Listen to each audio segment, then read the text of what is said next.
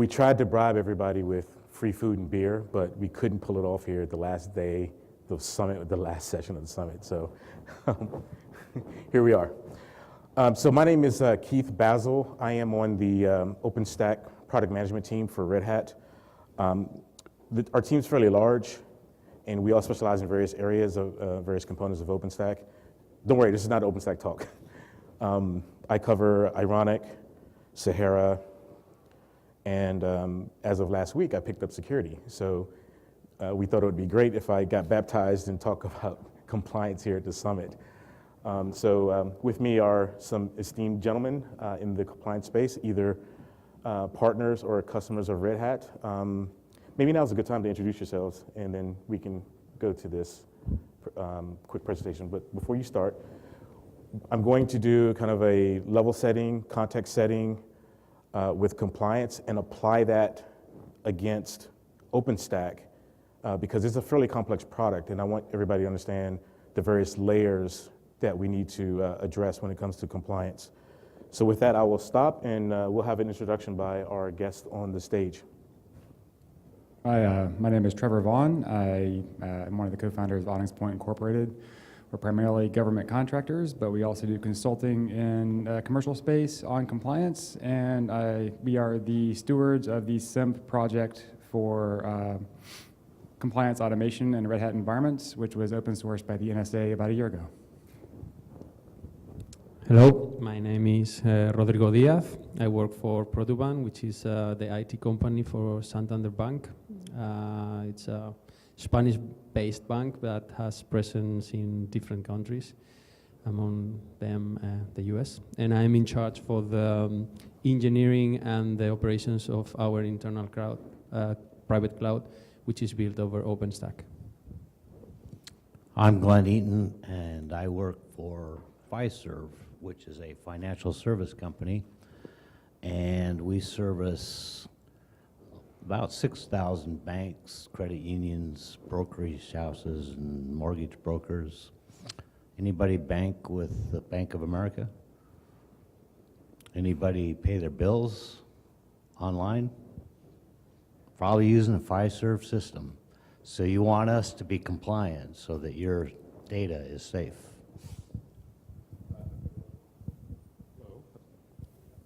You turn it on. Thank you. Hello, I'm Jarrell Gilmore with the SEC. I'm working on a project there. I'm the Linux architect. My role right now is just to implement a lot of different technologies to help progress the agency's technologies from a Linux standpoint. I've been here for a few years, and I specialize a lot in IDM, so I know a lot of compliance from a user identity management standpoint. Excellent, thank you all. So if you notice, we tried to get a good blend of various organizations.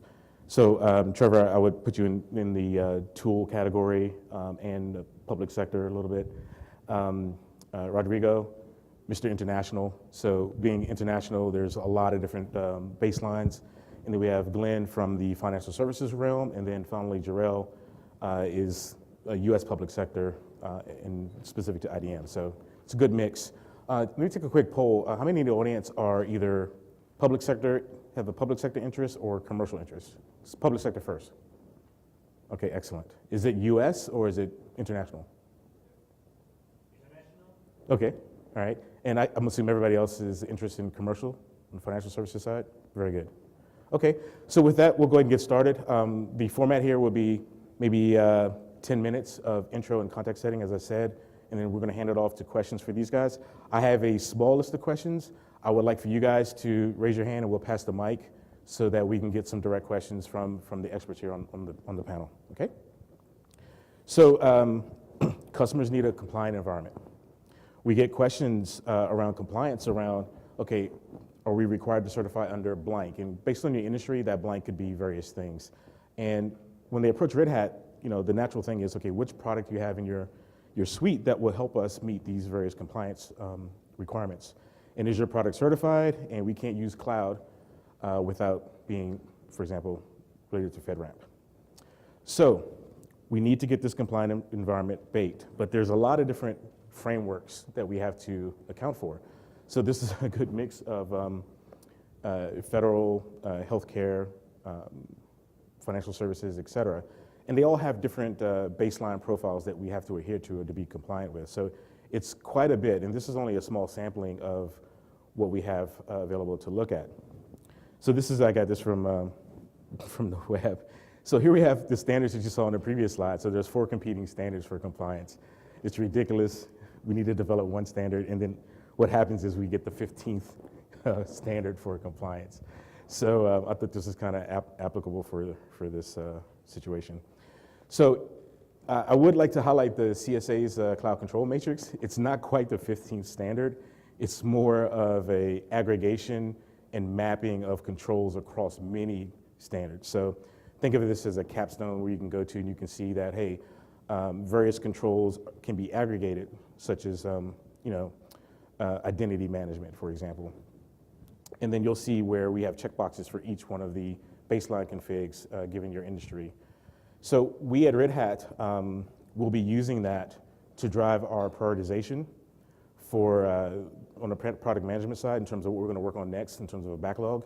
And it also helps us with the engineering in terms of upstream, what do we need to do to meet various controls. So this is a big driver for us in terms of importance. So there's some goals for all of those frameworks. Basically, we need to take an assessment of a given system. We need to document that process, and we need to detect the flaws and risks. And then we need to come back in the cycle and mitigate those weaknesses that we've discovered.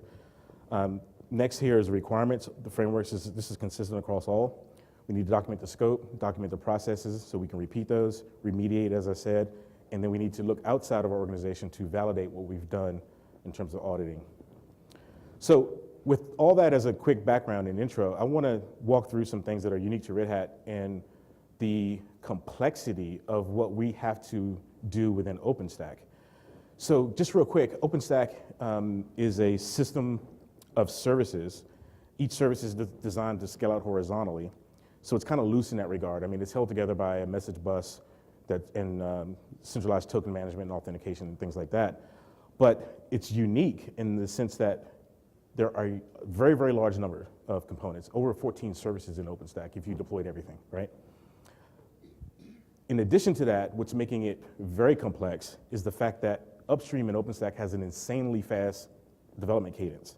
So every 6 months, there's a new release of OpenStack, okay? So as somebody interested in security and making sure we keep up with compliance, that is very, very difficult because when we look at OpenStack, within the OpenStack layer itself, we have to look at the storage service, the block storage service, compute, networking, in any of the identity management, for example. So it's not just very broad, it's also very deep in terms of what we need to do. This also highlights the fact that we're building on top of older technology or existing technology that we provide as part of our portfolio. So at the bottom, we have hardware, and there's things that we can do there in terms of attestation and trust.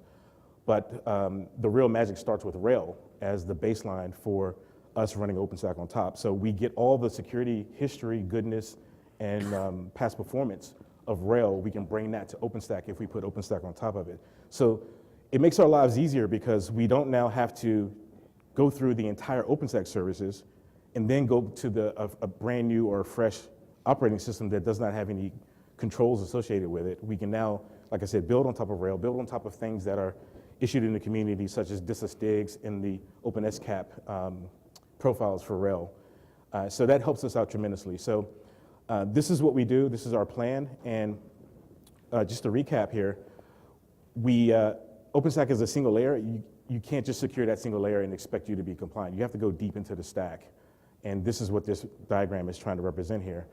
So the dependency on Linux is good for us. It accelerates us. In fact, it's a slight competitive advantage for Red Hat because other Linux distributions are not embraced by the government, and they're not, a STIG is a security technical implementation guide.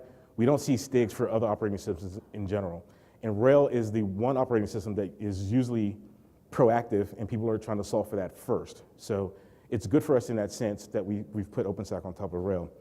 And then we have to look at the entire stack, as I said. We have to look into Rail itself and then all the specific services within OpenStack. And there's one component in OpenStack called Ironic. and that manages bare metal. So one thing that we're going to be working on in the near future is how do we securely attest and manage the life cycle of the bare metal using things like Intel TXT, Trusted Boot, et cetera, going forward. So that's really exciting for us on the security side, and we'll have the complete stack covered from a security profile point of view. So compliance is not certification. It's not our job to ensure that your systems are certified. What we want to do is enable the certification process. So I grew up in Alexandria, which is outside of DC. So what I say internally to Red Hat is that we want to have a security enhanced OpenStack that we can give to, let's say, the DC Metro contractors serving the public sector space. And when we hand that system over to them, we want that to be as compliant as possible from a controls point of view on the technical side.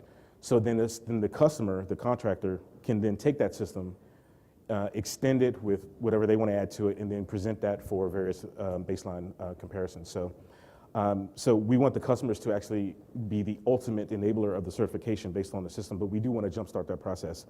Compliance also enables strategic partnerships in that sense. So I've been here this week meeting with various contractors in that space, and this is the exact thing that's playing out, where we can work with them to basically ensure that our systems meet those technical controls.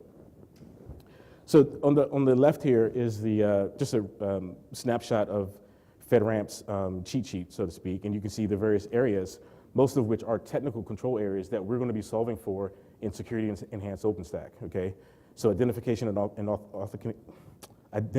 authentication, system and communications protection, access control. Those things are technical, and we can help accelerate those particular things.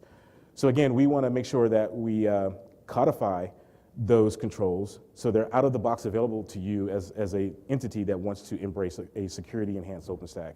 So we want to be as compliant as possible there. So just to recap here, we want to provide a security enhanced environment. We want to provide documentation related to compliance. In the perfect world, we would hand you a FedRAMP system security plan that was filled out for the technical side of it, and you would just fill in the rest, right? We're not there yet. It's going to be a while before we get there, but that would be a cool thing to do. We want to continually validate the code. We have a very proactive continuous integration process inside our company. When we ship, package, QA, and test OpenStack, we can take a branch off of that or include it in trunk internally to have our security configurations pass CI as well. So that's a really powerful thing that we can bring to the table as Red Hat. And then that whole CI process, the C is obviously continuous, so we want to have continual improvement, continuous integration of these security controls and enhancements as we go forward. So that's where we are from Red Hat's point of view. There's a lot of value there. It was a very complex thing talking about OpenStack. So with that, I want to turn it over to our panelists and take questions from the audience to see how we can expand on this. So we'll start with Trevor. Trevor's from Onyx Point. Number one, tell us what Onyx Point does, and tell us what industries you play in terms of compliance. Sure. So primarily, we started out as government contractors about 6 years ago, and we worked at various different agencies recently, about the past year. We branched off into working on commercial work and doing commercial consulting. We do a lot of work with automation, DevOps consulting, and we try to keep a security focus on it and talk about team integration from a rugged DevOps point of view.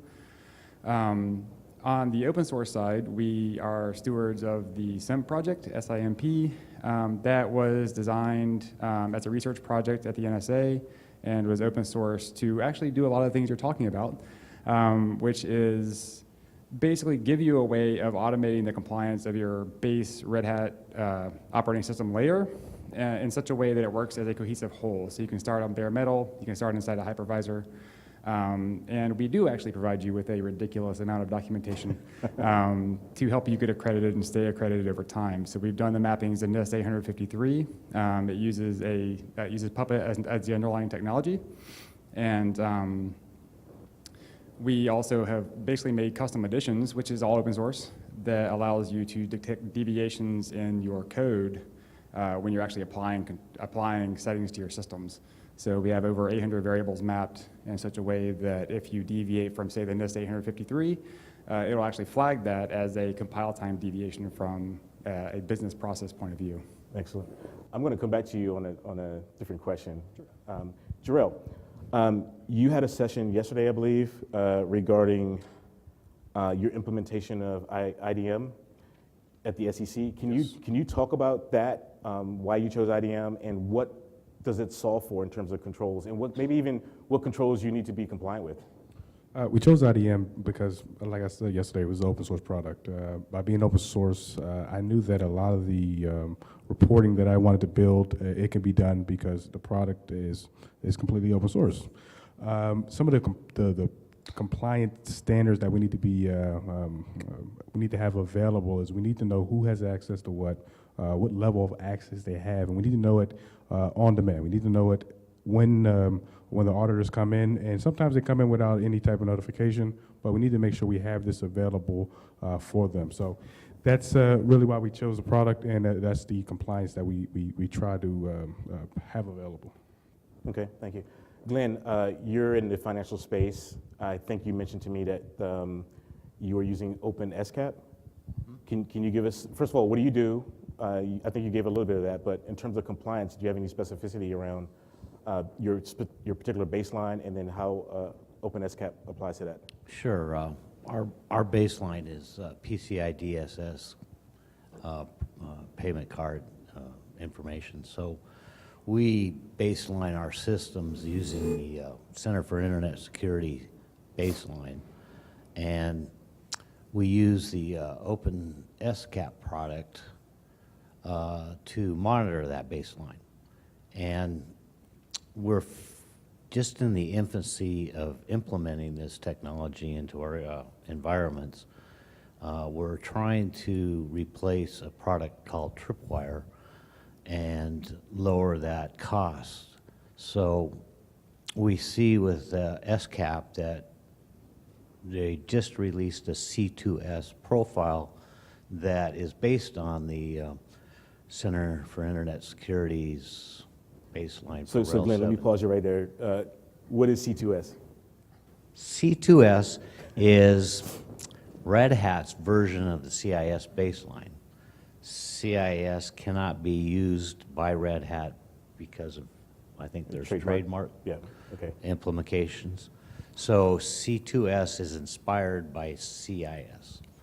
I know there's a lot of C's and S's in there, but that's how, and we're looking forward to that profile coming out in the System Security Guide on SCAP.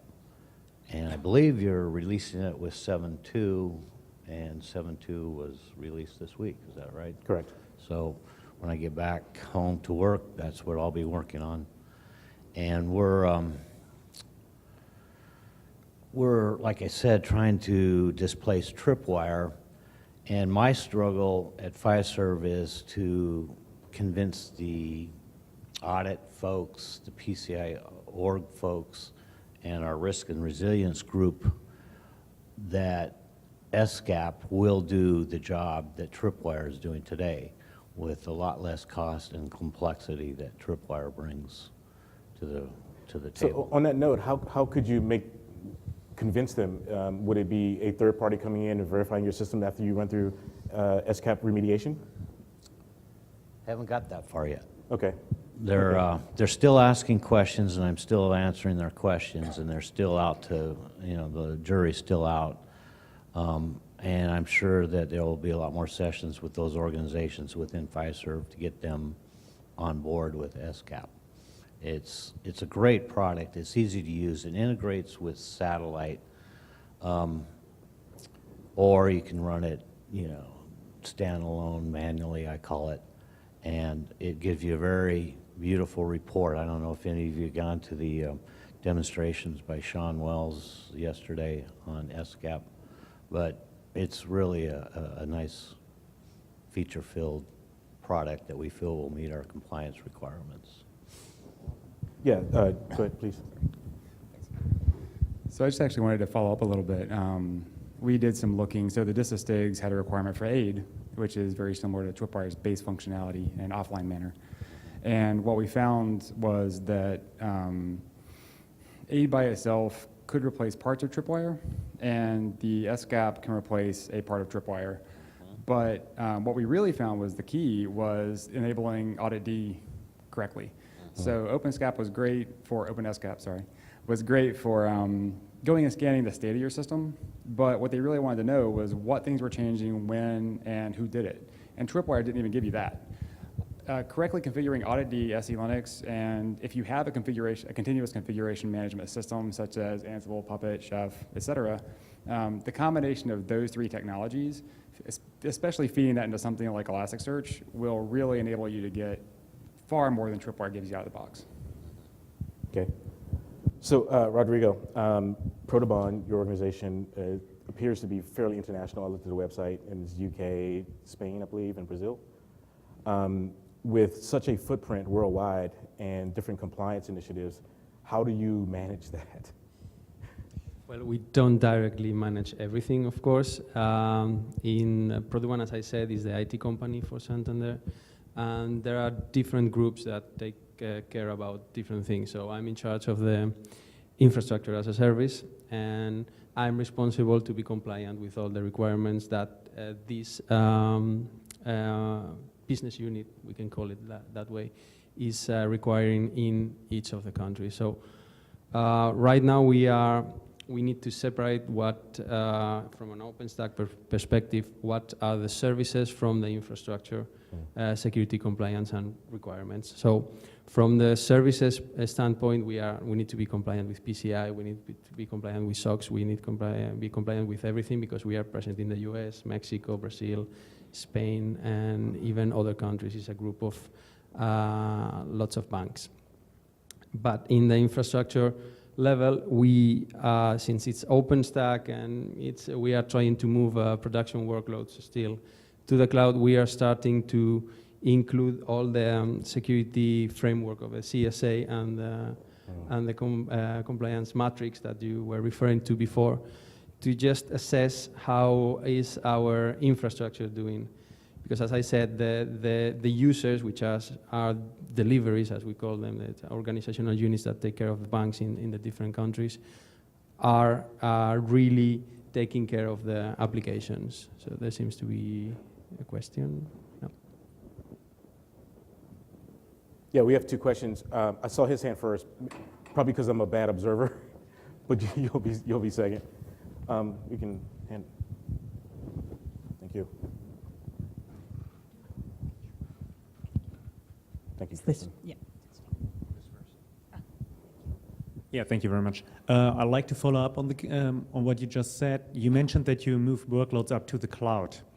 The thing is, I'm located in Germany, and there I have a lot of customers, and whenever I ask them, especially public sector, and whenever I ask them, hey, what about cloud? They say, yeah, well, of course, any cloud company out there would give me a certificate that they are so much compliant, but this is legally, especially in Germany, this might be worthless. So how do you ensure when you move something to the cloud that they are really compliant, especially in terms of data security and security of personal data?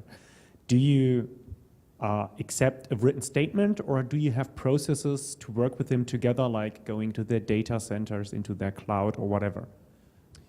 So we are not moving anything out to the cloud. That's to be sure about the statement. We have a private cloud. So we've got in our corporate data centers, we are deploying our cloud. Therefore, all the security compliance and the locality of the data and all the information is still under the same requirements as all the laws and all the countries are requiring. Okay. Therefore, we are submitted to the same processes as the other services we are deploying.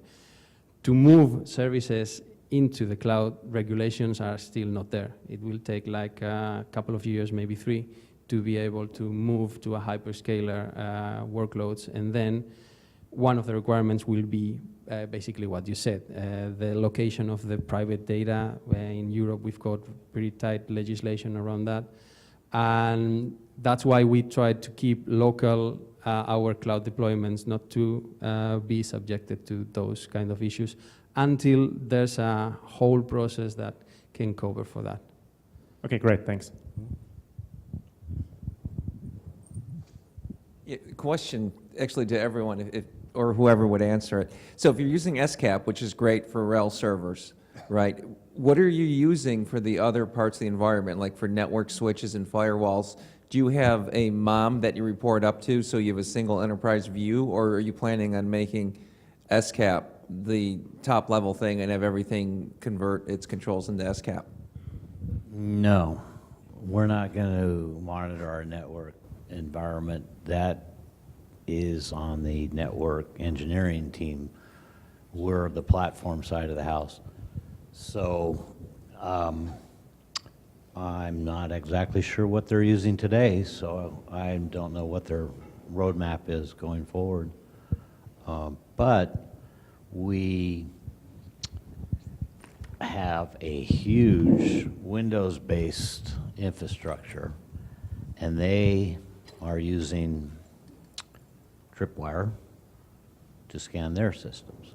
So SCAP being open source, we're looking to leverage that into our Windows environment and use that to scan our systems. Stand by. I should just like to follow up a little bit. So we, being in the public sector open source space, we're trying to follow open standards as much as possible. And so we actually are working closely with the SCAP Security Guide project and Jeff Blank and company. One of the things that I know they're trying to do is get a lot more vendor participation. So from our point of view, we were built to work in isolated environments, but also work in cloud systems. So what we can actually build into OpenSCAP is the right thing to do. And right now, for most federal systems, it is a requirement. U.S. federal systems, it is a requirement. But we need to, you need to push back on the vendors and say, hey guys, you need to start providing us with SCAP content that we can use with OpenSCAP. Because the SSG project is out there, it's open source, anybody can contribute, and we all should. We put in patches when we can. Any feedback we can give them, especially as industry and especially as customers, any feedback and any pushback you can give on the major vendors to go participate in that project is very good. Yeah, I'll expand on that too. That's a great idea with the vendor support for the controls content.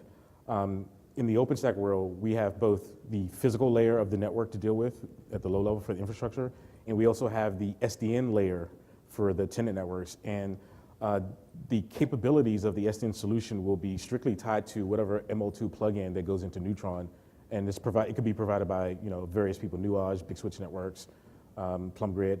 So each one of those particular vendors that provide that capability to Neutron, they should come to the table with SCAP content so that we can vet against them as well. Hopefully I didn't answer your question before you asked. No, actually, I was going to answer a little bit more to his, expand a little bit more. That's the reason I was so late. I walked outside and talked to Lucy a little bit more in depth.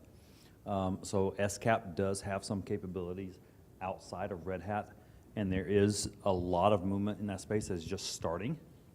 I was recommended to go to the Defense in depth later on this year in Washington, where they're actually going to be speaking to that exact question. I said I support tools like Tripwire, Qualys scanners, stuff like that, and through this week, going through all the OpenSCAP and looking at all the functionality we have with satellite server and all that stuff, I'm sitting here thinking, we've been so vendor agnostic in most companies.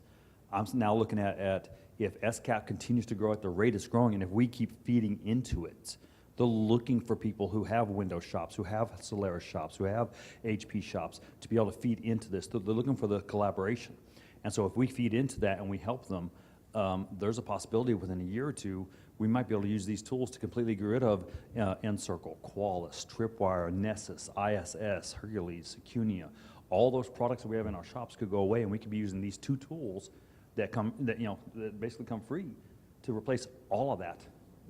And so that they are asking for our help, or for us to step up and help them do that. And I'm going to tell you right now, you're going to open up the SCAP Security Guide, and you're going to go, this is an abysmal mess. It's good content. It's well-formed. It is a standard, but it needs help around tooling. It needs help around how to make it easier to manipulate for end users and how to make it easier for, say, security officers to understand. And that's something where they're not going to know how to fix it unless we come in and complain. Bugs, complaints, while irritating, mean that people are actually using your product. Since we've got, sorry, go ahead. Thank you. Another question is, when I look at a traditional, let's say, data center or traditional IT operations, you have usually silos. You have the database guys, and you have especially the network guys. I see smiling faces, and it follows his question a little bit. How do you deal with such situations where you try to bring in cloud-like infrastructures, so across multiple silos? Then you have to, one thing is DevOps, of course, you have to bring together developers and operations, but in security, this is a totally different thing again, because they usually have the possibility to say the final no. So do you have probably, this is a question to the entire panel. For example, the gentleman from Protoban, do you have experience here? What were your approaches? Or regarding Red Hat, do you support this in any way? Yeah, so from an OpenStack point of view, the approach that we would take is we would, from a reference architecture point of view, define the lines of demarcation for the external systems. And then everything within that or behind that line should be kind of our thing, right? But as far as the interfacing to that would be wide open, and we would expect anything outside of the line to be taken care of by the organization before we walked in the door. Keith, can CloudForms help? I don't think so, because CloudForms, as with an OpenStack provider interface, would only see everything on this side, on our side of the demarc. Unless there was a CloudForms provider for whatever else was out there, I don't think it would help us in this use case. So, Glenn, you were going to say something? No, I think that's Okay. So I would like to babble at length about this as well. This is actually something that, so we've consulted for banks, we've done work with the government, we've worked with insurance industries, and at first we started out consulting on technology. It's like, okay, you want this great technology, we want to put it in, we want to automate all your systems. We got there and went, you're fundamentally broken. Your developers aren't talking, you say you're doing DevOps, but your developers aren't actually listening to operations. The operations team isn't actually using the tools it needs to communicate well with the developers. The security team is over there just doing whatever they do and throwing down band hammers. And fundamentally, we started going, hey developers, can you give us RPMs? And that was it, just give me an RPM, that's all I want. And they said, well, I don't know how to do that. Spent the day, showed them how to make an RPM. Well, guess what? Next day, they're making RPMs, and the operation team go, we've been trying to get them to do that for years. It's like, well, how did you ask them? Oh, well, we told them we weren't going to deploy their stuff or whatever. No, just go and say, teach them how to do it. One of the things, I don't know if you guys are familiar with rugged DevOps. So for those that aren't. What was the term? Rugged DevOps? Rugged DevOps, nice, yes. Okay. So the idea behind rugged DevOps is you actually integrate security into the DevOps process. And that needs to happen. The security teams need to stop coming in with paper and coming in with theory. And the security teams need to start putting in pull requests. They need to start writing tests. They need to start actually bringing their technical game to the table. When they do that, they're going to earn the respect of the developers. They're going to earn the respect of the operations team. People are going to actually believe them when they say this can't be done. And frankly, sometimes they're going to learn, wow, you guys actually know what you're doing. So there's going to be respect happening across the board. And so it turned into a lot of engagements where we were teaching people the basics of communication and the basics of using these new tools, these new ancient tools like Git. And understanding that continuous integration isn't this magic box.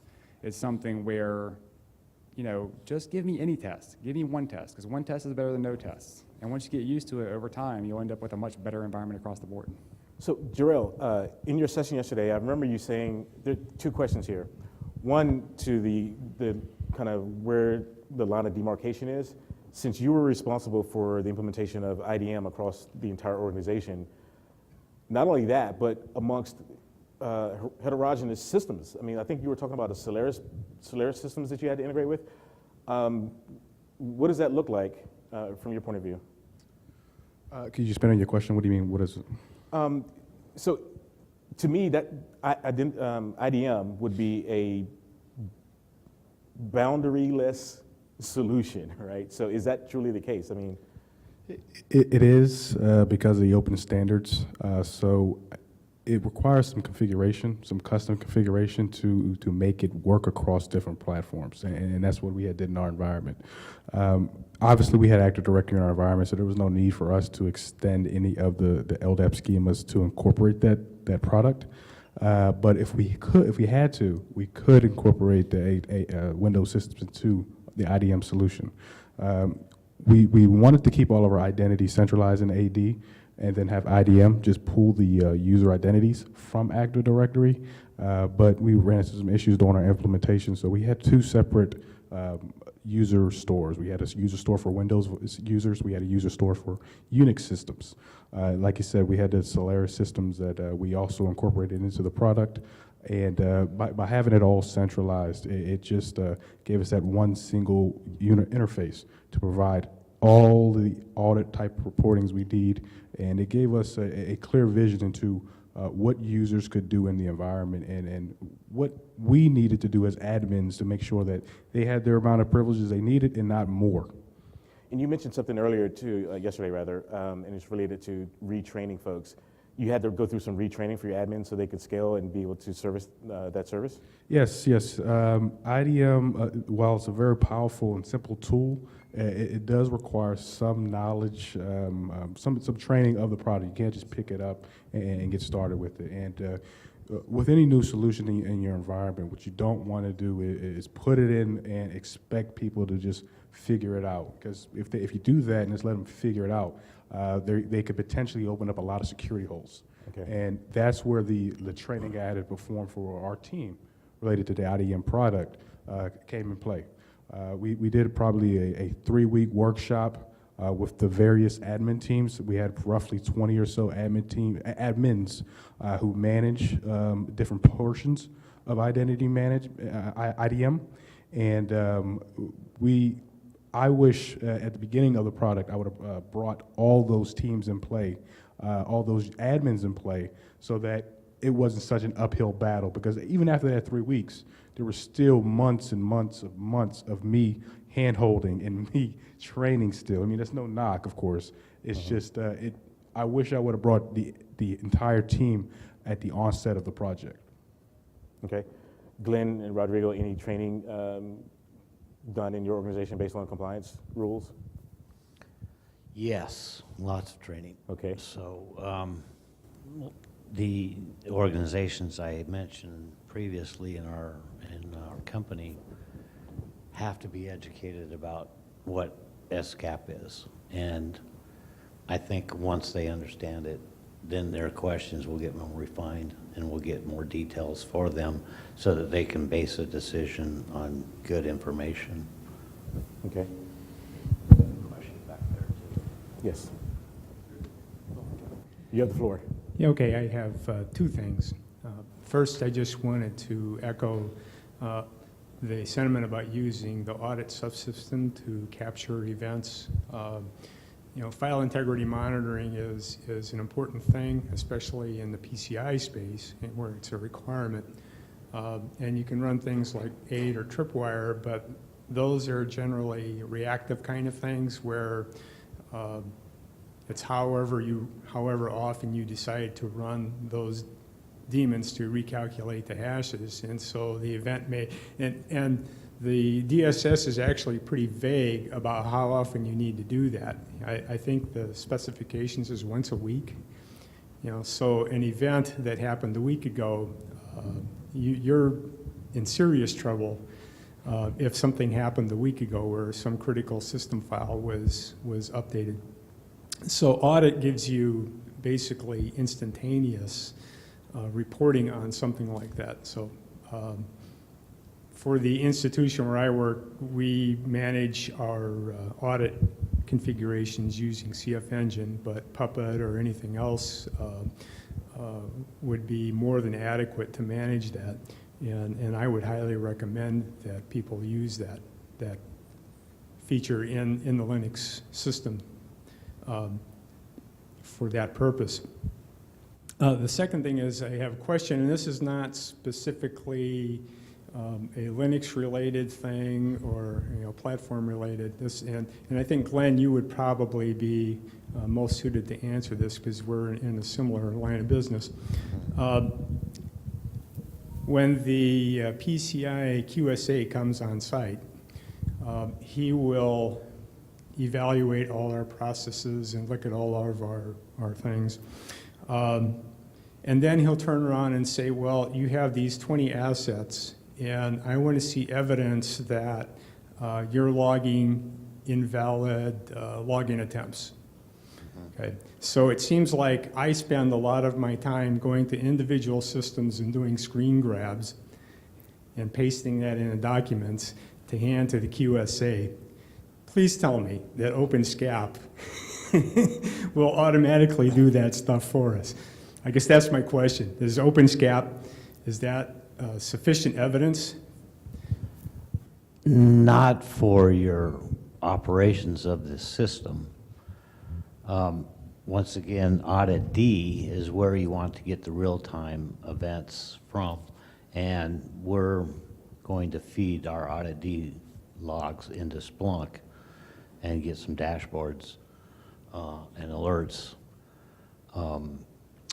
SCAP will give your compliance officer a report that, yes, this node is compliant with all of these policies. And it will actually remediate if you let it. You know, we're kind of out to lunch on that idea. So, no, it won't report real-time events that happen. So one of the things that we did in the SIMP project to try to solve this problem was, if you have a rigorous process for change management, which if you're using CF Engine or Puppet, you do, we basically show that if you keep your system to the point where there are no operators that ever have hands on your system, and that your deployment pipeline is consistent and provably consistent, what we've done is in each of our modules, we're actually starting to write tests. And so what we're doing is we've written a lot of tests, but we're running integration tests using Beaker. And so we added suites to Beaker so that we can stand up our functional tests. We can then knock down the entire stack. We can bring up a second set of tests that test the security aspects of the system. So if the auditor is comfortable with your deployment process and the validity of your deployment process, particularly if you're using some sort of code signing mechanism, then the approach we're taking is that second suite can go through and actually do failed logins and send them to a system and show them in a captured result that is a valid control in your system. And what we're trying to do right now, and this is upcoming, but what we're doing right now is we're taking the results of that and we're trying to put that back into our documentation automatically at a code level so that you end up with mapped documentation to the particular standard that has the validated code in place and has those linked together, including a system map, since we've then actually connected these systems automatically in a controlled environment. So Trevor, I think you answered a question that I was going to pose to you. I looked at Onyx Point's website. I looked at the SIMP project. And I was like, why would SIMP exist if OpenSCAP was already there? So can you compare and contrast? From the answer you just gave, it seems like a superset of what SCAP can do. If that's not the right response, fill me in. That's great. So the reason SIMP exists is for application to the system. So OpenSCAP came out, and it was great for actually validating a scan of the system within certain parameters. But our job isn't to view systems. Our job is to run systems. So SIMP was created to ease the pressure of actually applying all these items consistently in an integrated manner across your system. We still use SCAP for validation of the controls, and we actually do write custom content for SCAP to validate the controls that we implemented in a different manner. SIMP was developed with the idea that you're going to be integrated into an enterprise and not, and so like if you read the STIGs, it'll say here are the audit rules you have to have, and SCAP actually scans for those. But the STIG also says you should optimize these. Not you can, you should optimize these. So we did optimize those. Well, guess what? The scanner fails now. So of course that means we need to provide content so that you can actually pass the scans using the controls that we actually implement. But the point was that all the 100 modules that we provide to help secure and control your system are able to be gotten out of the way so that you can actually operate the way you want to, but also are able to be well tested and well integrated. So instead of being a one-off apply and a one-time apply, this is an application over time, every 30 minutes by default, that re-hardens your system, IP tables, Audit D, So it's a SC service. Linux, the whole way down. Okay. It's an overlay on top of Red Hat that allows you to keep Red Hat consistent and compliant over time. And it's open source. And it's open source, completely open source. Okay. Okay, thanks for that. Any other questions we have for the panelists? Okay. Well, thank you for attending. I don't have anything on my list for these guys. If we can give these guys a hand for volunteering here. Thank you all very much for coming out. And please feel free to grab a quick drink on your way out and have a little more food. It won't be there for much longer. Yes. Thanks again.